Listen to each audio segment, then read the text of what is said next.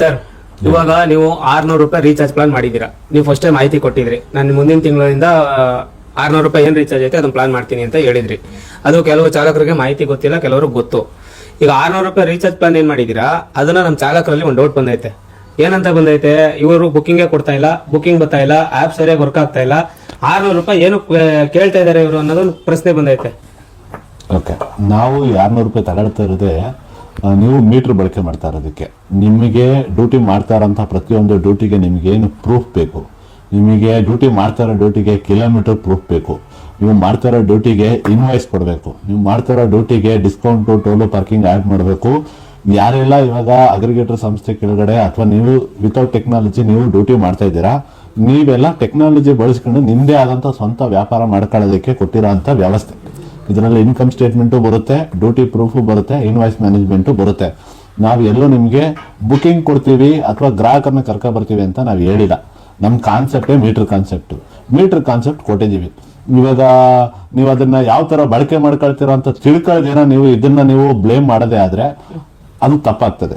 First ಇದರಿಂದ ಪ್ರಯತ್ನ ಏನು, ಇದನ್ನ ಯಾವ ಥರ ಬಳಸ್ಕೋಬೇಕು ಅಂತ ತಿಳ್ಕೊಂಡು ಅದನ್ನ ಮಾಡಿ. ಓಕೆ, ಇವಾಗ ನೀವು ಒಂದು ದಿನಕ್ಕೆ 20 ರೂಪಾಯಿ ಚಾರ್ಜ್ ಮಾಡ್ತಾ ಇರೋದು ಏನಕ್ಕೆ? ಯಾಕಪ್ಪ ಟೋನರ್ ಮೀಟ್ರು ಅಂತ ಏನಿದೆ ಅದನ್ನ ಯೂಸ್ ಮಾಡೋದಕ್ಕೋಸ್ಕರ ಮಾತ್ರ 20 ರೂಪಾಯಿ ನೀವು ರೀಚಾರ್ಜ್ ಮಾಡ್ಕೋಬೇಕು, ಒಂದು ದಿನಕ್ಕೆ ಕಟ್ ಆಗುತ್ತೆ ಅನ್ನೋ ಲೆಕ್ಕಾಚಾರದಲ್ಲಿ ಹೇಳ್ತೀವಿ. ಹೌದು, ನೀವು ಡ್ಯೂಟಿಗಳನ್ನ ರೋಡಲ್ಲಿ ಬರುವಂತ ಗ್ರಾಹಕರನ್ನ ಕರ್ಕೊಂಡು ಹೋಗ್ತಿರೋ, ನೀವು ಸ್ವಂತ ಗ್ರಾಹಕರನ್ನ ಕರ್ಕೊಂಡು ಹೋಗ್ತಿರೋ, ಅಥವಾ ಟ್ರಾವೆಲ್ಸ್ ಡ್ಯೂಟಿ, ಅಥವಾ ನೀವು airport, railway station, bus stand, ಅಥವಾ ಮಾಲ್ ಡ್ಯೂಟಿ, ಅಥವಾ ನಿಮ್ದು ಟೆಲಿಗ್ರಾಮು, ವಾಟ್ಸಪ್ ಡ್ಯೂಟಿ, ಅಥವಾ ಕಂಪನಿ ಡ್ಯೂಟಿ, ಅಥವಾ ನಿಮ್ದು ಅಗ್ರಿಗೇಟರ್ ಆ್ಯಪ್ಗಳ ಮೇಲೆ ತಗೊಳ್ಳೋ ಡ್ಯೂಟಿ, ನೀವು ಎಲ್ಲ ಡ್ರೈವರ್ಗಳದ್ದು ಅವ್ರದೇ ಆದಂಥ ಸ್ವಂತ ಸೋರ್ಸ್ಗಳಿರ್ತವೆ. ನೀವು ಯಾವ ಸೋರ್ಸ್ ಆದರೂ ಬಳಸ್ಕೊಳ್ಳಿ. ಬಟ್ ಎಲ್ಲರೂ ಒನ್ ಸಿಟಿ ಒನ್ ರೇಟು, ಎಲ್ಲರೂ ಗೌರ್ಮೆಂಟ್ ರೇಟು, ಮತ್ತೆ ಗೌರ್ಮೆಂಟ್ ಒಂದು ಸಿಸ್ಟಮ್ ಇದೆ, ಅದನ್ನ ಫಾಲೋ ಮಾಡ್ಕೊಂಡು ವ್ಯವಹಾರ ಕರೆಕ್ಟಾಗಿ ಮಾಡಿ.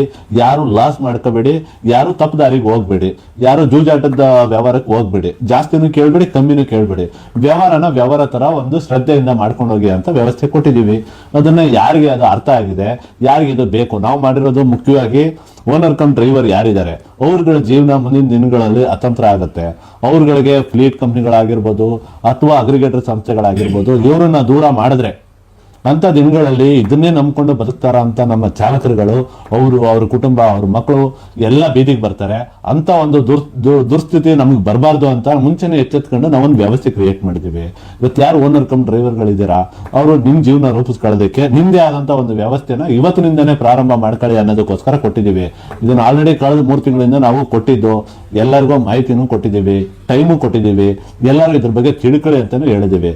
ಎಷ್ಟು ಜನ ತಿಳ್ಕೊಂಡು ಇದನ್ನು ಬಳಸ್ತಾ ಇದ್ದಾರೋ ಅದನ್ನ ಅವ್ರಿಗೆ ಕ್ಲಿಯರ್ ಆಗಿ ಗೊತ್ತಾಗಿರುತ್ತೆ. ಹೊಸದಾಗಿ ಬಂದಿರೋರಿಗೆ ಗೊಂದಲ ಇರ್ಬೋದು, ತಿಳಿದಿರೋರ ಹತ್ರ ವಿಚಾರ ತಿಳ್ಕೊಳ್ಳಿ, ಅಥವಾ ಆಫೀಸ್ ನಂಬರ್ ಕಾಲ್ ಮಾಡಿ ವಿಚಾರ ತಿಳ್ಕೊಂಡು ಇದು ನಿಮಗೆ ಪ್ರಯೋಜನ ಇದೆ, ಇದರಿಂದ ನಿಮಗೆ ಲಾಭ ಇದೆ ಅಂದ್ರೆ ಅವಾಗ ಬಳಸಿ.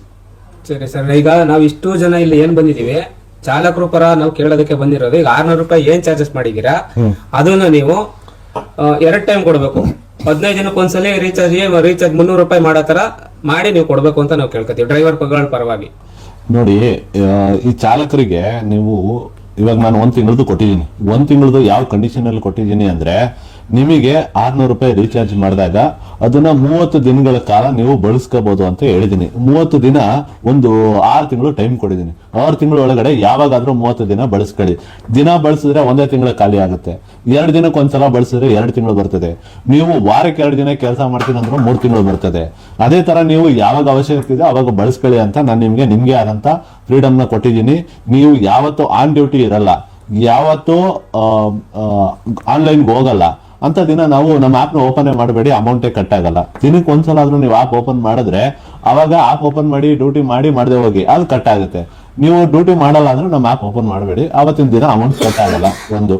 ಎರಡನೇದು, ಈ ಡ್ಯೂಟಿಗಳನ್ನ ನೀವು ಕ್ಯಾಲೆಂಡರ್ ಡೇಟ್ ಪ್ರಕಾರ ಕೊಟ್ಟಿದ್ದೀನಿ ನಾನು. ಅಂದ್ರೆ 1ನೇ ತಾರೀಕು ನೈಟ್ 12 ಗಂಟೆ ಆಯ್ತು ಅಂದ್ರೆ ಅವತ್ತಿನ ದಿನ ಮುಗೀತು. ನೆಕ್ಸ್ಟ್ 2ನೇ ತಾರೀಕು 12 ಗಂಟೆಯಿಂದ 12 ಗಂಟೆವರೆಗೂ ಲೆಕ್ಕ ಇದು. ನೀವು ರೀಚಾರ್ಜ್ ಮಾಡಿದ್ರು ಅವತ್ತಿನ ನೈಟ್ 12 ಗಂಟೆಗೆ ಕಟ್ ಆಗತ್ತೆ. ಆ ತರ ಒಂದು ವ್ಯವಸ್ಥೆ ಪ್ಲಾನ್ ಮಾಡಿ ಕೊಟ್ಟಿದ್ದೀನಿ. ಇವತ್ತು ನನಗೆ ಕೇಳ್ತಾ ಇದ್ದಾರೆ 15 ದಿನಕ್ಕೆ ಕೊಡಿ ಅಂತ. 15 ದಿನಕ್ಕೆ ಕೊಟ್ಟಾಗ ಏನಾಗುತ್ತೆ ಅಂದ್ರೆ, ನಮ್ಮ ಡ್ರೈವರ್ಗಳು ನೀವು 15 ದಿನಕ್ಕೆ ತಗೊಳ್ತೀರಾ, ಸ್ಟಾರ್ಟಿಂಗ್ 1 ವಾರ 10 ದಿನ ಅವ್ರ ವಿಚಾರ ತಿಳ್ಕೊಳ್ಳೋದಕ್ಕೆ ಆಗೋಗ್ತದೆ.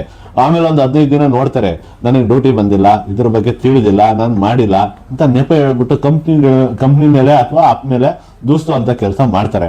ಆ ಥರ ಒಂದು ವ್ಯವಸ್ಥೆ ಆಗ್ಬಾರ್ದು ಅಂತ ನಾನು ಅನ್ಕೊಂಡು ನಾನು ತಿಂಗಳ ಪ್ಯಾಕೇಜ್ ಇಟ್ಟಿದ್ದೀನಿ. ಯಾಕಂದ್ರೆ ತಿಂಗಳ ಪ್ಯಾಕೇಜ್ ಇಟ್ಟಾಗ ಅವ್ರುಗಳು ಒಂದಲ್ಲ ಒಂದಿನ ಅದನ್ನ ಬಳಸ್ಕೊಂಡು ಅದರದ್ದು ಮಹಿಮೆ ಏನು ಅಂತ ಗೊತ್ತಾದ್ರೆ ಅದನ್ನ ಕಂಟಿನ್ಯೂ ಮಾಡ್ತಾರೆ.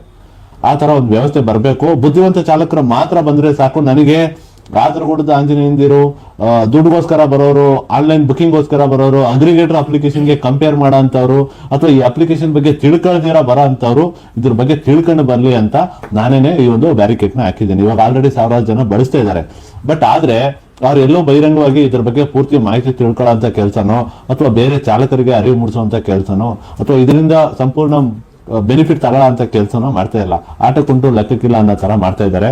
ಇವತ್ತು ಈ ಸಬ್ಸ್ಕ್ರಿಪ್ಷನ್ ಮಾಡೋದ್ರಿಂದ ನಿಜವಾಗ್ಲೂ ಯಾರು ಸೀರಿಯಸ್ ಆಗಿ ಅಪ್ಲಿಕೇಶನ್ ಬಳಸ್ಕೊಂಡು ಲಾಭ ಆಗ್ತಿದೆ ಅಂತವ್ರೆಲ್ಲ ಸಬ್ಸ್ಕ್ರಿಪ್ಷನ್ ಮಾಡ್ಕೊಳ್ಳೋದ್ರಿಂದ ಸ್ವಲ್ಪ ಜವಾಬ್ದಾರಿಯುತವಾಗಿ ನಡ್ಕೊಳ್ತಾರೆ. ಅದು ಅಪ್ಲಿಕೇಶನ್ಗೂ ಒಳ್ಳೇದು, ಅದನ್ನ ಬಳಸ್ಕೊಂಡು ಮಾಡ್ತಾ ಇರೋಂಥ ನಮ್ಮ ಚಾಲಕರಿಗೂ ಒಳ್ಳೇದು ಅಂತ ನನ್ನ ಭಾವನೆ. ಬಟ್ ಆದ್ರೂ ನೀವೆಲ್ಲ ಕೇಳ್ತಾ ಇದ್ದೀರಾ, ನಿಮ್ಗೋಸ್ಕರ ನಾನು ಬೇಕಂದ್ರೆ 15 ದಿನದ ಮಾಡ್ಕೊಡ್ತೀನಿ. ಬಟ್ ಅದನ್ನ ಅಷ್ಟೇ ಶ್ರದ್ಧೆಯಿಂದ ನಿಷ್ಠೆಯಿಂದ ಬಳಸ್ಕೊಂಡು ಹೋಗ್ಬೇಕು. ಮತ್ತೆ ಅದರಿಂದ ನೀವು ಸರಿಯಾದಂತ ಲಾಭ ಮಾಡ್ಕೋಬೇಕು. ಅದಕ್ಕೆ ಯಾವುದೇ ತರದ್ದು ನಮ್ಮ ಕಂಪ್ನಿಗೋ ಅಥವಾ ಅಪ್ಲಿಕೇಶನ್ಗೋ ಅಥವಾ ಇನ್ನೊಬ್ರು ಚಾಲಕರಿಗೋ ತಪ್ಪಾದಂತ ಮಾಹಿತಿನೋ ಅಥವಾ ಬ್ಲೇಮ್ ಮಾಡೋ ಅಂತ ಕೆಲಸ ಆಗ್ಬಾರ್ದು ಅಂತ ನನ್ನ ರಿಕ್ವೆಸ್ಟ್. ಓಕೆ ಸರ್, ತುಂಬಾ ಥ್ಯಾಂಕ್ ಯು. ನಾವು ಕೊಟ್ಟಿರುವಂತ ಮನವಿಗೆ ನೀವು ಸ್ಪಂದಿಸಿದ್ದೀರಾ. ಎಲ್ಲಾ ಚಾಲಕರ ಪರವಾಗಿ ನನ್ನ ಕಡೆಯಿಂದ ನಿಮ್ಗೆ ತುಂಬಾ ಥ್ಯಾಂಕ್ಸ್ ಸರ್.